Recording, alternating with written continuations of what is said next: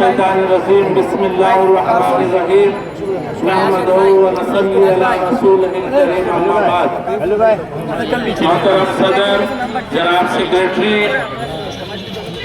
मेरा छोटा भाई जमील, मिलत कैंप के तमाम बुजुर्ग, नौजवान साथी, माँ बहन, मेरे 11 नंबर तंजीम SPJRC दिगर तंजीम के रहनुमा, सबको मेरे तरफ से और सदर दफ्तर SPJRC के जानिब से अस्सलाम वालेकुम। वालेकुम अस्सलाम। पहले हम 2-4 बात बांग्ला में बोल रहे हैं, उसके बाद फिर उर्दू में बोलते हैं। আমি জামিল ভাইয়ের উদ্দেশ্যে 2-4টা কথা বলতে চাই। বর্তমান আপনারা কোনো কথা বলবেন না। বর্তমান বৈষম্যের শিকার যদি বাংলাদেশে কেউ হয়ে থাকে তাহলে আমরা উর্দু ভাষী যারা ক্যাম্পে বসবাস করি তারাই বর্তমান বৈষম্যের শিকার আছে। জামিল ভাই বললেন রাস্তায় নামতে হবে না, রাস্তায় না নামলে আজকে সরকার উৎখাত হইতো না। অবশ্যই আমার ন্যায্য দাবি নিয়ে আমাকে রাস্তায় নামতে হবে। আমরা বিগত 1971-এর আগে ক্যাম্পবাসী ছিলাম না, মিরপুরে আমাদেরও বাসা ছিল, আমরাও বাড়িওয়ালা ছিলাম, আমরা বাড়িওয়ালার বাইরে ছিলাম না। কিন্তু আজকে প্রতিবার যখনই সমস্যা হয় কাদের উপরে হবে? বৈষম্যের শিকার কারা হবে? বিহারিরাই হবে। আমরা তো ভাই 74 বিগত 71-এর পর থেকে যতগুলোই আন্দোলন করেছি আমরা কারো বাসার একটা কাজ পর্যন্ত ভাঙি নাই। এটা আমাদের ইতিহাসের মধ্যে আছে। আমরা মার খেয়েছি, আমরা জেলে গিয়েছি, আমরা জুলুম সহ্য করেছি, কিন্তু আমরা কারো উপরে জুলুম, অত্যাচার, নিপীড়ন, নির্যাতন করি না। অতএব আমি বৈষম্য বিরোধী ছাত্র নেতৃবৃন্দকে আহ্বান জানাবো তারা যেন তাদের যেভাবে সংস্কার নিয়ে আসছেন তার মধ্যে সবচেয়ে বড় সংস্কার হওয়া উচিত যে এই জনগোষ্ঠী যারা গ্যাস চেম্বার হিটার যেভাবে তৈরি করে রেখেছিল আমরা গ্যাস চেম্বারের মধ্যে আজকে বসবাস করছি।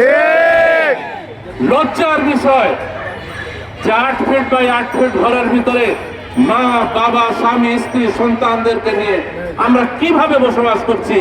আমার বাড়ি আমার সামনে 2 তলা বিল্ডিং, আমার বাসা আমার জায়গায় বিল্ডিং করে মানুষ আছে, কিন্তু আমি ক্যাম্পে বসবাস করছি। এদিকে আপনারা একটু নজর দিয়েন ভাই, এটা আমার অনুরোধ থাকলো আপনাদের কাছে।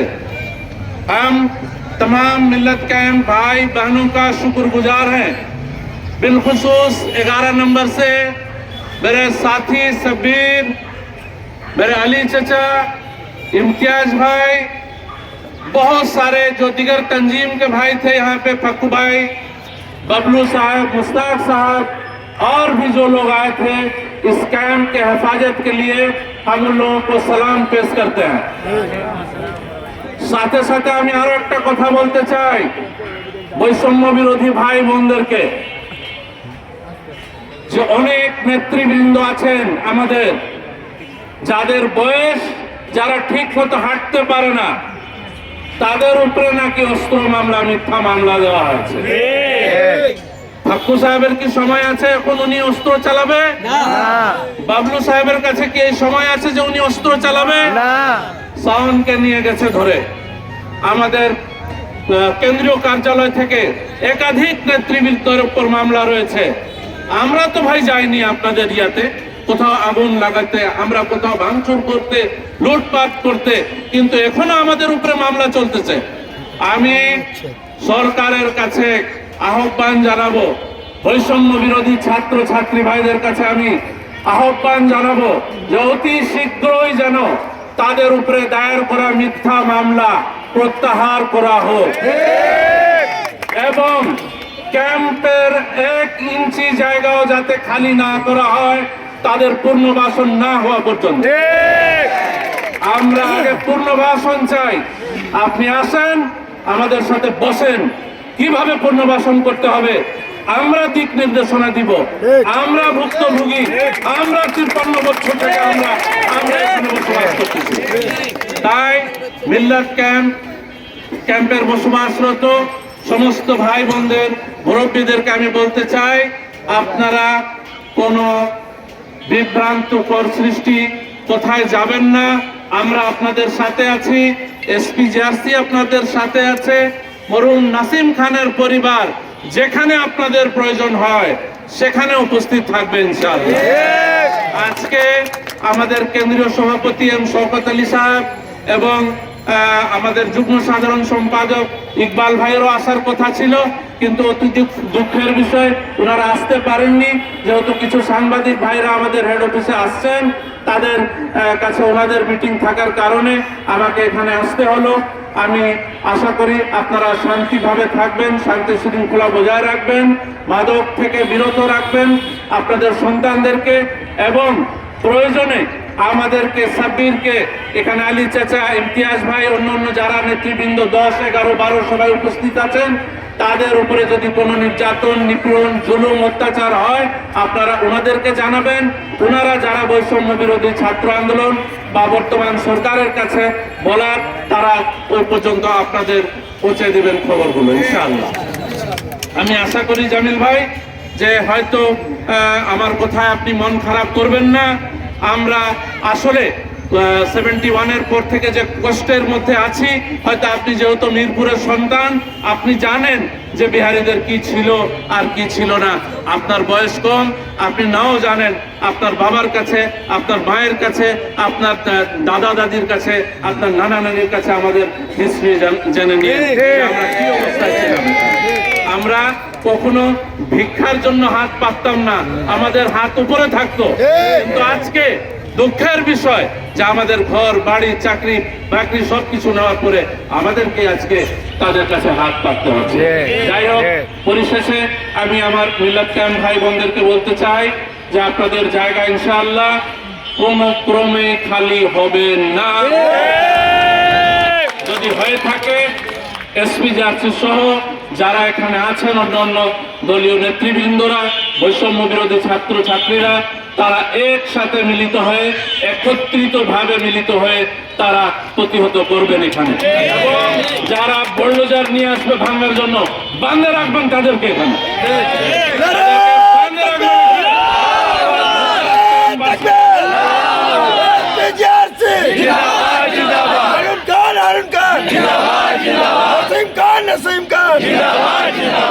মিল্লাত ক্যাম্পবাসীরা যেভাবে সেদিন সাহসিকতা দেখিয়েছেন, আমি গর্বিত এবং আনন্দিত।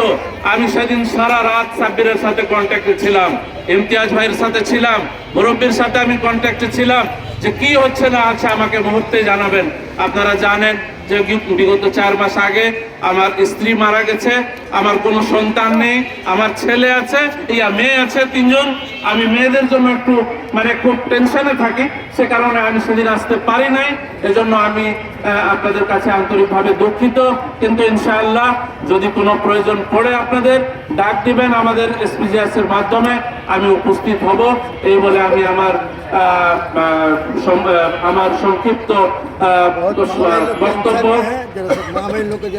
कोई फिक्र करने का बात नहीं है, कोई फिक्र करने का बात नहीं। इंशाल्लाह आपके साथ है, एसपीजीआरसी आपके साथ है, बहुत सारा अदारा है वो सब एसपीजीआरसी के साथ है। इंशाल्लाह वो लोग सब आएगा, आप लोग एसपीजीआरसी में जाइएगा। सब्बीर है वहाँ, अली चचा है, ये लोग बैठेंगे, बात करेंगे, और जिसका भी जरूरत पड़ेगा सबको बुलाया जाएगा। सब कोई मिलकर हम लोग यहाँ पर काम करेंगे। एसपीजीआरसी को मजबूत कीजिए ताकि कैंप को मजबूत रह सकता है। एसपीजीआरसी के बगैर बिहारी का कोई इतिहास नहीं है। एसपीजीआरसी का इतिहास के साथ बिहारी का इतिहास जुड़ा हुआ है। लिहाजा आप लोगों को फिक्र करने का जरूरत नहीं है। यहाँ शेर खान का घर भी खाली हो रहा था, वाहिद एसपीजीआरसी जो सब्बीर के बोलने पर, अली चचा के बोलने पर जितना मेहनत किया है आज बचा हुआ है। हम शेर खान के कैंप वालों से भी यही कहेंगे कि कोई भी आए पहले पकड़ो वहां पे, उसके बाद फिर बात करो। बोलो यहाँ बैठो, जमील करीब में जमील को बुलाओ, उसके बाद हम लोग आएंगे इंशाल्लाह। इसी के साथ 10 नंबर 10 नंबर 10 नंबर 10 নম্বর में 10 হ্যাঁ। নম্বরে কিন্তু ভাই হ্যাঁ। অনেক সমস্যা আছে, আমাদের ওখানে দেখতে হবে। একটা পার্ট কিন্তু উচ্ছেদ করে ফেলা হয়েছে, আরো একটা পার্টের জন্য তারা ব্যস্ত হয়ে রয়েছে যে সেটাকেও তারা উচ্ছেদ করবে, যাতে এরকম না হয়। এটা এদিক দিয়ে একটু আপনাদেরকে নজর রাখতে হবে। একটা কুচক্রী মহল তারা চাচ্ছে যে সরকারকে বিব্রতকর অবস্থায় ফেলে দেশকে মানে অস্থিতিশীল পরিস্থিতিতে নিয়ে যাওয়া যায়। इसी के साथ हम अपने तकरीर को खत्म करते हैं। सबको अस्सलाम वालेकुम, अल्लाह हाफिज। SPJRC जिंदाबाद, मरहूम नसीम खान पाइंदाबाद, बांग्लादेश जिंदाबाद, अल्लाह हाफिज।